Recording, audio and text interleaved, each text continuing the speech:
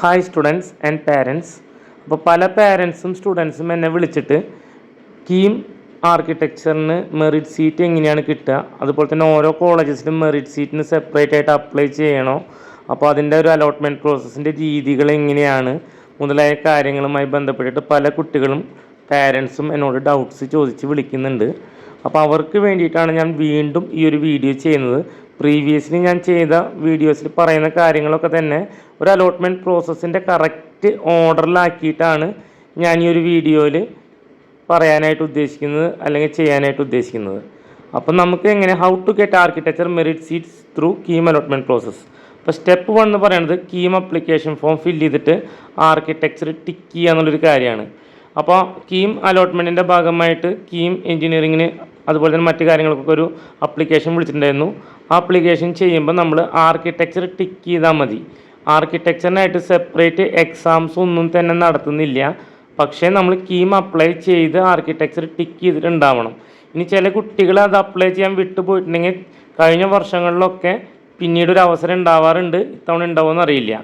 Second step എന്ന് പറയുന്നത് നമ്മൾ നാറ്റ എക്സാം എഴുതിയിട്ട് ഒരു വാലിഡ് ആയിട്ടുള്ള സ്കോർ ഉണ്ടായിരിക്കണം. അപ്പോൾ നാറ്റ എക്സാമിന് ഇത്തവണ 3 ചാൻസസ് ഉണ്ട്. പക്ഷേ കീം അലോട്ട്മെൻറ്റ് പ്രോസസ്സിൻ്റെ സമയപരിധിക്കുള്ളിൽ വെച്ചുകൊണ്ട് തന്നെ നമുക്ക് സ്കോർ കാർഡ് കിട്ടിയിട്ടുള്ള ഒരു സ്കോർ കാർഡ് നമുക്ക് ഉണ്ടായിരിക്കണം നമ്മുടെ കയ്യിൽ. അപ്പോൾ ഒരുപാട് ഡിലേ ആയിട്ടൊക്കെ എക്സാം എഴുതി കഴിഞ്ഞാൽ ചിലപ്പോൾ നമുക്ക് അപ്ലൈ ചെയ്യാൻ പറ്റിയെന്ന് വരണമെന്നില്ല. അതുകൊണ്ടാണ് ഞാനത് എടുത്ത് പറയുന്നത്. ഓൺ ടൈം തന്നെ എഴുതി ഒരു വാലിഡ് സ്കോർ കാർഡ് ഉണ്ടായിരിക്കും. ഇനി അത് നമ്മൾ ആ സ്കോർ കാർഡും +2 മാർക്ക് ഷീറ്റും സബ്മിറ്റ് ചെയ്യേണ്ടി വരും. അപ്പോൾ സ്റ്റേറ്റ് സ്റ്റുഡൻസിനെ സംബന്ധിച്ച് ഫൈനൽ +2 മാർക്ക് ഷീറ്റും CBSE സ്റ്റുഡൻസിനെ സംബന്ധിച്ച് അവർക്ക് +1 +2 കഴിഞ്ഞിട്ട് കിട്ടുന്ന ഫൈനൽ മാർക്ക് ഷീറ്റ്, അത്തരം കാര്യങ്ങളും അതിൻ്റെ ഒപ്പം തന്നെ നാറ്റ സ്കോറും സബ്മിറ്റ് ചെയ്യും. എന്താണ് ഇൻഡെക്സ് സ്കോർ, എങ്ങനെയാണ് ഇനി റാങ്ക് കാൽക്കുലേറ്റ് ചെയ്യുന്നത് ഇതുമായി സംബന്ധിച്ച് ഞാൻ മറ്റൊരു വീഡിയോ ചെയ്തിട്ടുണ്ട്. എങ്കിൽ പോലും പറയുകയാണ് നിങ്ങളുടെ +2 മാർക്കും നാറ്റ സ്കോറും കൂടി കൂട്ടിയിട്ടാണ് ഇൻഡെക്സ് സ്കോർ ഉണ്ടാക്കുന്നത്. ഇനി നമ്മൾ നെക്സ്റ്റ് സ്റ്റെപ്പ് എന്ന് പറയുന്നത് കൗൺസിലിംഗ് പ്രോസസ്സ് സ്റ്റാർട്ട് ചെയ്യാണ്. ഇത്തവണ അതൊരു ജൂൺ പകുതിയൊക്കെ കഴിയും.